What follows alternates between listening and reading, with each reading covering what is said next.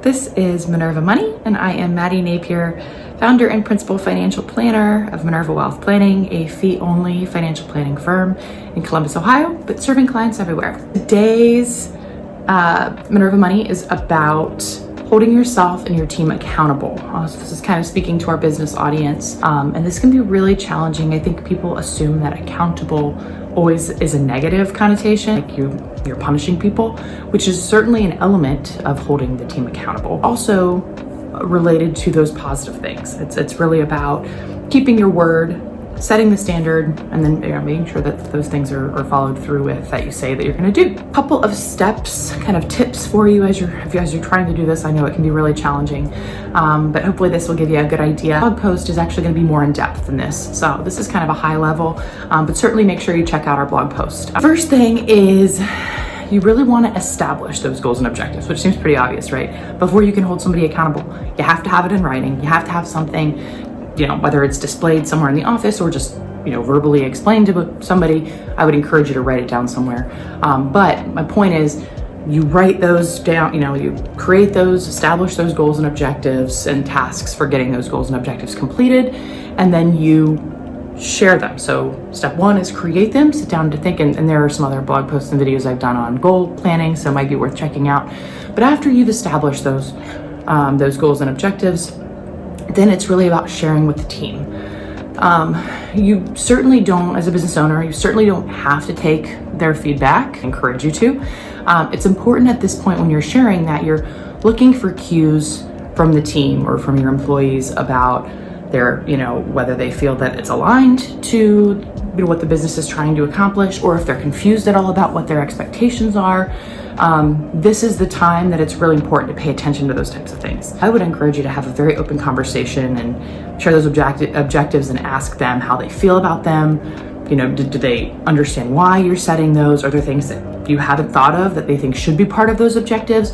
The more that you encourage and include your team in those conversations, typically the more successful you'll be. Again, not that you're trying to be a pushover and let them decide the rules, but it should be a collaborative process. I mean, these people hopefully are a solid asset to your team, and so their opinion really matters, and they often see things that you don't see. So it's important that you take into consideration those things. Establish goals and objectives. Share those with your team, get feedback, and then I would encourage you to, after you've done that, finalize them and say, this is the objective going forward. We've talked about it and we've shared feedback, and now this is what we're going to do for this year or for this 6 months or however often you're measuring. But third part is the hold them accountable part. This part again is the challenging part because the easier part is if you guys meet all your objectives and then you can celebrate, and that's great, and it's usually easy for people. The harder part is when things don't go exactly the way you want. How do you go about doing that? There are really, in my opinion, two ways. I've already kind of expressed this. There are really kind of two ways that you can hold the team accountable. There's positive reinforcement or, incentivizing, right? So if, in your objectives, if you hit these sales goals, you'll get paid out a bonus, right? Then whenever, when it comes to that time frame, if they've met that goal, you pay them out the bonus. It's about tracking it, giving them the feedback, making sure they understand what those goals are so they can meet them, and then actually doing what you say you're going to do. The other is punishment. I should probably come up with a better word than that, but essentially it's if you don't do these things that we say you need to do, then what are the next steps? And I would encourage you to establish a very thorough process of every month. I would say every single month you should be sitting down with each employee and saying, where are you at on, these objectives? How are you doing? What is the rating? And this is common, right? Are you doing good? Are you doing sufficient? Are you doing, extremely sufficient, or are you kind of insufficient? How are you doing on each of these objectives and goals? So they have complete clarity. And then kind of create that process of, if you don't perform what's expected for the next 3 months, I may need to consider replacing you. No one wants to have the firing conversation. Really important. This whole thing, right? Accountability, whether it's positive or negative, the whole point of it is making sure that you are setting up the time to sit down with your employees and then doing what you say you're going to do. Those are kind of the two ways and the way to kind of set up that system and that process. Things that I think are really important that are kind of aside from these steps, these very clear, like establish goals, share with your team, confirm, sit down with them every month. Like those are kind of steps. These other two things are kind of just things to keep in mind.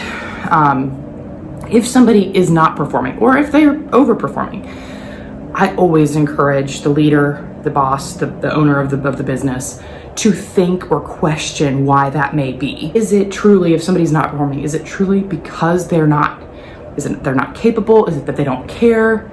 There's often there's not a lot of people that don't care at all, right? Like most people want to do well at their job. Usually there's a lack of clarity or lack of tools or resources or support. Not to say that you're giving them an excuse, but you should think through, again, whether it's positive or negative.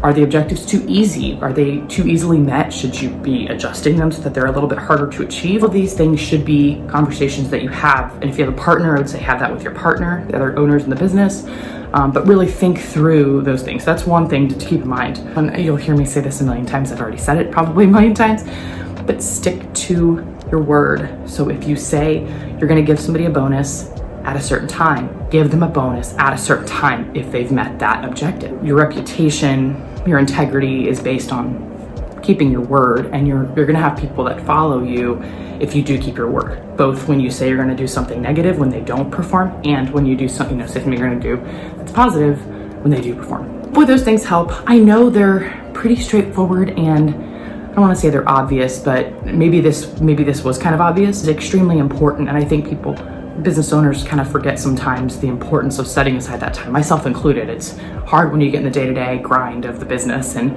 forget to do these really important things like leading your team and making sure that you're holding them and yourself accountable.